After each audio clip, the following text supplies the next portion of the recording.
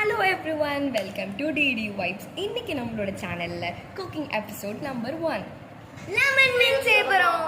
Lemon mint இல்லை, புதுசாக lemon நன்னாரி செய்யலாமா? இப்போ நம்ம நன்னாரி லெமன் மின்ட்டோட ரெசிபி பார்ப்போம் வாங்க. ஓகே, ஃபர்ஸ்ட் நம்மளுக்கு தேவையான தண்ணி, அப்புறம் சுகர், அதுக்கப்புறம் சால்ட், அதுக்கப்புறம் நன்னாரி ஏதாவது ஒரு ஃப்ளேவர் எடுத்துக்கோங்க. அதுக்கப்புறம் சப்ஜா சீட்ஸ், அப்படியே அழகாக பார்க்கவே ஜூஸியாக இருக்குது, சாப்பிடும் போல இருக்குது பார்த்தீங்களா? சீக்கிரம் செய்யலாம்.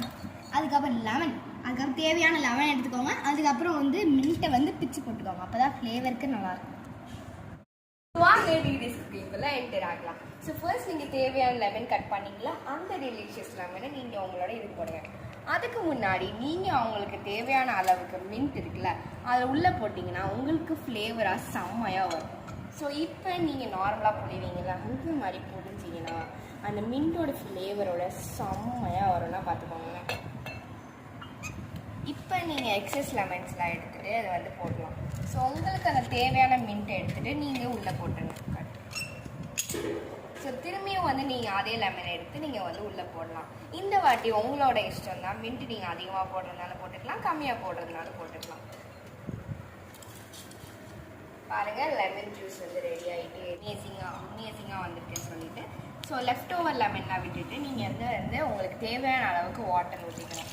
நான் எங்கள் ஃபேமிலி மெம்பர்ஸில் 5 மெம்பர்ஸ் இருக்கிறதுனால நான் ஒரு சொம்பு தண்ணி ஊற்றுறேன். ஸோ இதோட ஃப்ளேவர் நல்லா. சர்க்கரை அளவை நீங்கள் போட்டுக்கலாம் உங்களுக்கு தேவையான அளவு.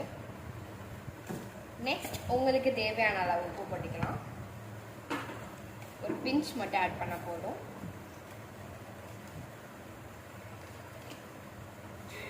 ஸோ நெக்ஸ்ட் நீங்கள் தேவையான அளவு நன்னாரி உங்களோட லெமன் இதுக்கு போடலாம். ஸோ எங்கள் வீட்டில் 5 மெம்பர்ஸ் இருக்கிறதுனால நான் 5 ஸ்கூப் போடுறேன்.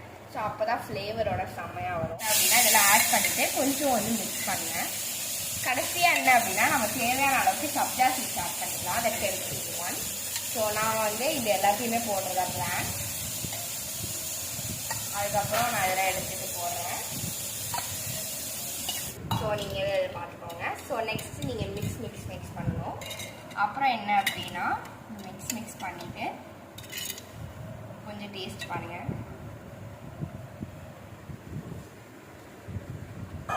நல்லா இருக்கு எக்ஸ்பெக்ட் பண்ணலாம்.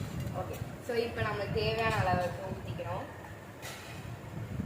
அதில் இதுதான் சப்ஜா சீட்ஸ் நிறையா இருக்குது, அதுதான் உங்களுக்கு ஃப்ளேவரே தரும். ஸோ கடைசியாக உங்களுக்கு டாப்பிங்ஸ்க்கு கொஞ்சம் மின்ட் போட்டுக்கோங்க. இதுதான் நமக்கு அப்போ பண்ணோம்